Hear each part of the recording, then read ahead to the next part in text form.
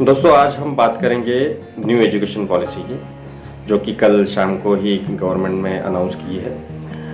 तो नई पॉलिसी जानने के पहले मैं आपको याद दिलाऊंगा कि अभी तक हमारी सिस्टम कैसी है। तो उसमें हमारा होता था pre primary school, primary school, secondary school and higher secondary school. जैसे कि प्राइमरी स्कूल होने के बाद हम 10th की एग्ज़ाम देते थे, जो बोर्ड का एग्ज़ाम रहता था। उसके बाद अगेन 12th का एग्ज़ाम देते थे और उसके बाद हम मनचाहे कोर्स में हम एडमिशन ले लेते थे। तो इस तरह से हमारी पुरानी ये थी। अभी इन्होंने नए रिफॉर्म्स क्या लाए हैं, तो ये होगा 5+3+3+4, माने पहले 5 साल, जिसमें होगा प्री प्राइमरी स्कूल 3 साल का और फर्स्ट एंड सेकेंड स्टैंडर्ड। तो सेकेंड स्टैंडर्ड तक पहले 3 साल, जो जूनियर केजी, सीनियर केजी और हम नर्सरी में करते थे, nursery, junior, senior, then first and second, ये सारे साल होंगे, वो 5 साल पहले होंगे। तो ये होगा पहला स्टेज, जिसको हम फाउंडेशन स्टेज बोल सकते हैं। उसके बाद सेकेंड स्टेज होगी, वो भी होगी 3 साल की। अभी इसमें होगा 3rd standard, 4th standard and 5th standard. इसमें बच्चों को इंट्रोड्यूस किए जाएंगे सब्जेक्ट लाइक साइंस, मैथ्स, कला हो या सामाजिक शास्त्र हो, सोशल साइंस। तो ये सारे सब्जेक्ट्स इंट्रोड्यूस किए जाएंगे। इसका बेसिक ये स्टैंडर्ड्स में होगा। इसमें एक अच्छी बात यह है कि यहाँ तक, मतलब कक्षा 5 तक, कक्षा 5वीं तक, 5th स्टैंडर्ड तक बच्चों को आज़ादी होगी कि वो ये सारे सब्जेक्ट्स उनके रीजनल लैंग्वेज में सीखें। जैसे कि अभी इंग्लिश मीडियम में अगर मेरा बच्चा है तो वो सारे सब्जेक्ट्स सीखेगा इंग्लिश में ही। मराठी में है तो सारे सब्जेक्ट सीखेगा मराठी में ही। हिंदी में है तो वो सारे सब्जेक्ट सीखेगा हिंदी में ही। तो यहाँ पे वैसा नहीं होगा, बच्चे उनके रीजनल लैंग्वेज में ये सीख सकते हैं। और ये बहुत ही अच्छा निर्णय मैं कहूँगा, क्योंकि अगर आप बेसिक या फाउंडेशंस आप अपनी लैंग्वेज में सीखेंगे तो बेहतर समझ सकते हैं। तो ये अच्छा होगा कि आपका फाउंडेशन स्ट्रांग होगा, बेस स्ट्रांग होगा, तो आगे की पढ़ाई आपको डिफिकल्ट नहीं जाएगी, इजी हो जाएगी। तो ये बहुत ही अच्छा डिसीजन है। उसके बाद 3rd स्टेज होगी, जिसका नाम है मिडिल स्टेज।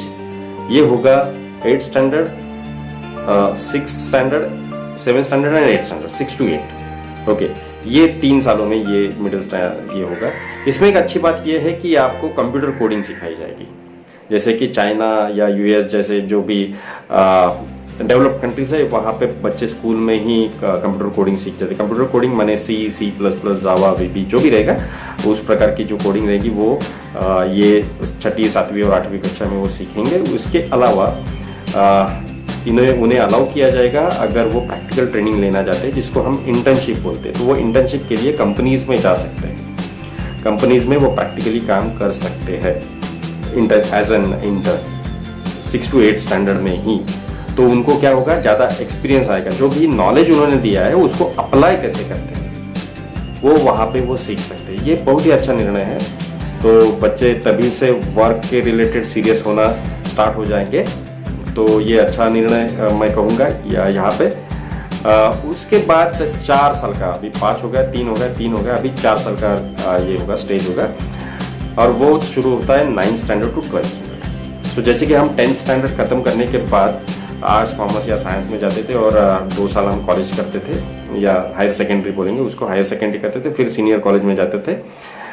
हमने आर्ट्स किया तो हम BA करते थे, फिर कॉमर्स किया तो BCom, या फिर साइंस किया तो हम साइंस करते थे, या इंजीनियरिंग, मेडिकल, जो भी हमने प्रोफेशनल कोर्स लिया है वो हम करते थे। अभी 9th to 12th ऐसा कुछ नहीं होगा। 9th to 12th आपका बच्चा हिस्ट्री भी सीख सकता है, अकाउंट्स भी सीख सकता है और फिजिक्स भी सीख सकता है। यहाँ पे ऐसा स्पेशलाइजेशन नहीं होगा, कोई स्ट्रीम्स नहीं होगी, आर्ट्स, कॉमर्स या साइंस से कोई स्ट्रीम्स नहीं होगी। आपका जो भी मन करे वो आप पढ़ सकते हो। जैसे पहले देखा जाए तो अगर मैंने साइंस करना है तो मुझे कंपलसरी करना पड़ता था physics, chemistry, biology and maths. मुझे अगर मैथ्स पसंद नहीं है तो मैं एक ग्रुप लेता था, PCB। अगर मैंने PCB किया तो मैं सिर्फ मेडिकल फील्ड के लिए अप्लाई कर सकता था, मैं इंजीनियरिंग फील्ड में नहीं जा सकता था। ठीक है, तो मैं रिस्ट्रिक्ट हो जाता था। अगर मैंने बायोलॉजी नहीं लिया, मुझे बायोलॉजी पसंद नहीं है और मैंने मैथ लिया, तो मैं मेडिकल फील्ड के लिए अप्लाई नहीं कर पाता था, जबकि मुझे मेडिकल में इंटरेस्ट है। तो ये सारी चीज़ें हो सकती है। तो जो भी आपका सब्जेक्ट जो नहीं चाहिए या आपको पसंद नहीं है, उसको आप ड्रॉप करके दूसरा सब्जेक्ट ले सकते हो। उसके बदले आप हिस्ट्री सीख सकते हो, और कोई सब्जेक्ट सीख सकते हो, पॉलिटिकल साइंस सीख सकते हो, या फिर आप अकाउंट सीख सकते हो। जो भी प्रैक्टिकली आपको आगे जाके आपके भविष्य में उसकी उपयुक्तता होगी, वो सब्जेक्ट्स आप सीख सकते हो। और उसको हम मतलब वो सब्जेक्ट्स को, और इसमें भी ऐसे एग्जाम टाइप नहीं होगा, ज़्यादा स्ट्रेस नहीं दिया जाएगा उसमें। उसको प्रेजेंट करने की क्षमता, जैसे कि विश्लेषण करने की क्षमता, आप जो भी सीख रहे हो आप खुद की लैंग्वेज में उसको विश्लेषण उसका कर सके, इस तरह से ये कोर्सेज पढ़ाए जाएंगे। मतलब रटी रटाई पढ़ाई बंद, आपको वो एक्सप्लेन करना आना चाहिए, जिसको हम बोल सकते हैं कॉन्सेप्चुअल लर्निंग। कंसेप्ट समझ में आना जरूरी है, मास इंपॉर्टेंट नहीं है। रट्टा मार के आज लोग 90-95% जस्ट अभी 10th का रिजल्ट लगा है तो वो आ जाते थे। बहुत बहुत अभिनंदन सारे बच्चे जो भी 10th में अभी पास हुए हैं। लेकिन अभी क्या होगा, उस तरह का नहीं होगा, मार्क्स ज़्यादा इंपॉर्टेंट नहीं रहेंगे, कॉन्सेप्चुअल लर्निंग इंपॉर्टेंट रहेगा। अभी आप सोच रहे होंगे कि अगर ये स्ट्रीम्स नहीं है तो मेरा बच्चा इंजीनियरिंग या मेडिकल में कैसे एडमिशन लेगा। ये 12th खत्म होने के बाद आपके बच्चे को जो भी 12th में मार्क्स मिले हैं, मतलब ये 9, 10, 11 एंड 12 वो सब जो मार्क्स मिले हैं, वो एक स्कोर, क्रेडिट स्कोर लिया जाएगा 12th का। और उसके साथ साथ आपके बच्चों को देना पड़ेगा एक एग्जाम जिसका नाम है कैट। कैट में आपका मेरिट लगाया जाएगा। मेरिट के अनुसार आपने जो भी कोर्स के लिए अप्लाई किया है उसमें अगर आपको सीट मिल जाए तो आपको एडमिशन हो जाएगा और वो आप आगे का ग्रेजुएशन करेंगे। ग्रेजुएशन होगा 3 साल का या 4 साल का, डिपेंड करता है कि आपने कौन सा कोर्स सिलेक्ट किया है।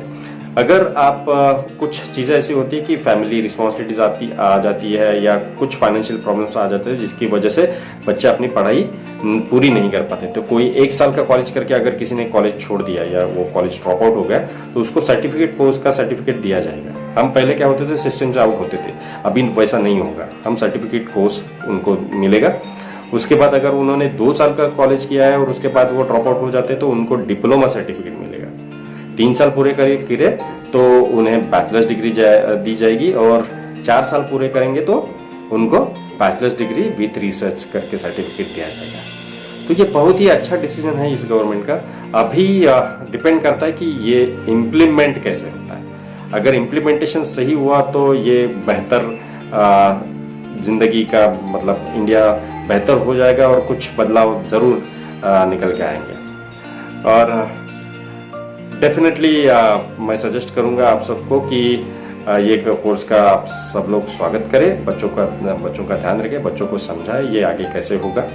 और ये इम्प्लीमेंट होगा 2021 से, मतलब अगले साल से। ये साल में तो जैसे पुरानी हमारी चल रही है वैसे ही चलेगी सिस्टम, नेक्स्ट ईयर में ये बदलाव होंगे। तो मैं सोच रहा हूँ कि आपको ये वीडियो अच्छा लगा होगा, जानकारी मिली होगी जो आपको चाहिए थी। ये तो बेसिक थी, डिटेल जैसे आएंगे मैं फिर एक नया वीडियो बनाऊंगा, आपके पास ये पहुंचाऊंगा। एंड तक देखने के लिए आप सबका धन्यवाद। Thank you very much.